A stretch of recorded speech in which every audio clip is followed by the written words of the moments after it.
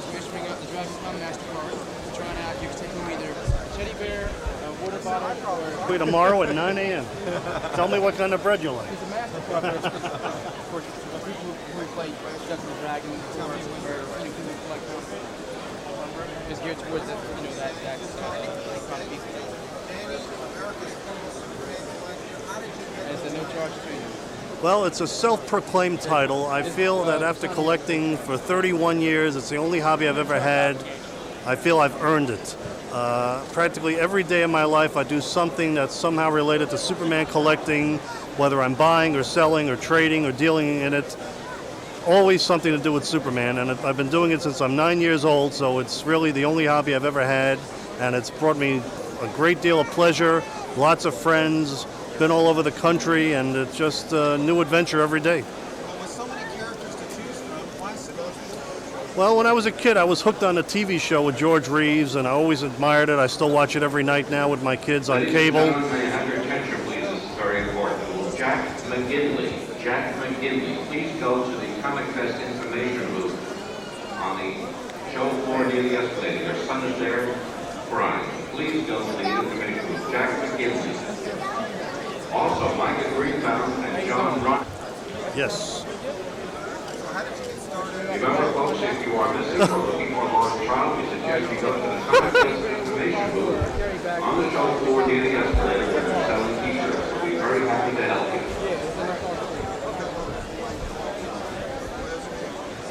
Why the obsession with Superman? Well, when I was a kid, I always loved watching the TV show with George Reeves. Is that the one from the 1950s? Yes, George Reeves, the old black and whites and some of the color episodes. I grew up watching that.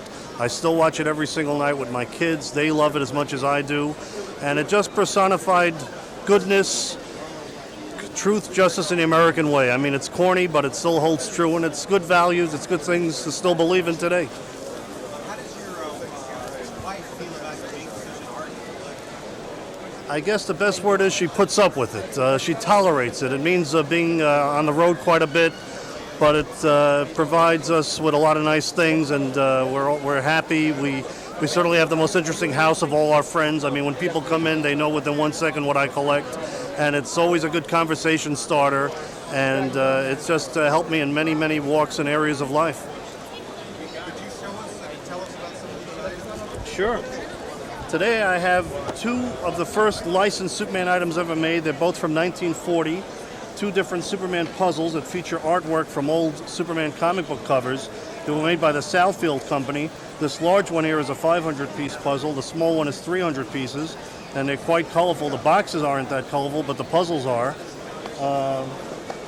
This is a 1948 promotional postcard sent out by DC.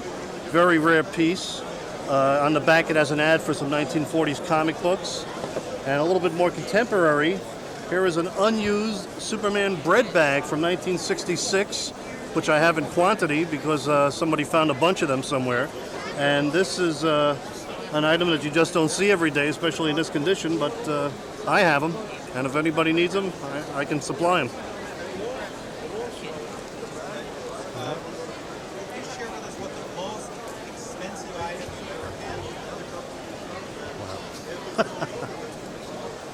Gee, that I own or sold or bought, or I don't know. What's the most expensive item that's come from? Well, gee, that one caught me off guard, Gary. I don't know what to think. We're going to edit this. Expensive item. Well, I guess, I don't know if it's the most expensive, but certainly in the high range is a Superman premium ring, which has gone for astronomical money in the last year or two. I happen to have one. It's called an Action Comics prize ring, and it's sold for up to $100,000 and even more. I have one of those in my collection, although I paid a lot less. Having been a collector so many years, I got it at a good price. And I've been offered a lot for it, but it's not for sale. I guess that would be my most valuable item, too. What's the one piece you've been searching for all your life you don't have? Wow. You really want? Boy. Well, probably there's a little Superman. There's two different little Superman buttons. One is a figural pin of Superman that was given out when they were showing the Fleischer Superman cartoons in the 1940s. I'm sure they gave out thousands of these little pins. Why I can't find one, I don't know. There's only about 1 or 2 known to exist. And another one is a Superman of America Club pin, button actually, that's just like much smaller than the normal size one. It's about the size of a dime.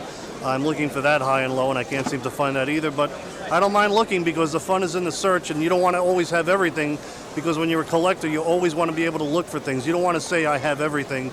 You want there to be something out there to look for. When you find these items, and I'm sure you will anyway, what do you think they'll end up charging? I have absolutely no idea. I just hope it's affordable. I mean, I'll pay a fair price, but I can't put a value on it because it's something that's never really sold, so you can't really establish a price. I usually ask a person what they're looking for, and if they can't figure it out, I try to make them a fair offer. What's the DC company think about your collection? Well, we get along well. They refer people to me all the time because they get quite a few phone calls, I would imagine, from people looking to buy and sell different things or questions about Superman. And I just heard from a woman the other day who had called DC, and they gave her my number. She had unearthed a 1950s Superman figure about 6 feet long that was used as a carnival ride, and she wanted she wanted to retire by selling it to me, and I drove her nuts because I had no interest in it. It was in terrible condition, and she got mad at me for not buying it from her. But we get along well, DC and I. Okay, thank you. Thank you, sir. Oh, sure. Excuse me, are you Danny Fuchs? Yes, I I was told to ask for you. am. Okay. They said, any Superman story ever written, Uh-oh. you were the expert. I don't claim to be an expert And all I on had the to comics, all I had but to do I'll was try. mention it to you, and you would come up with it like that. I'll try. What is it? Back in I think it's 66 or 67, it's a story where Superman goes into the future and he's back and he's going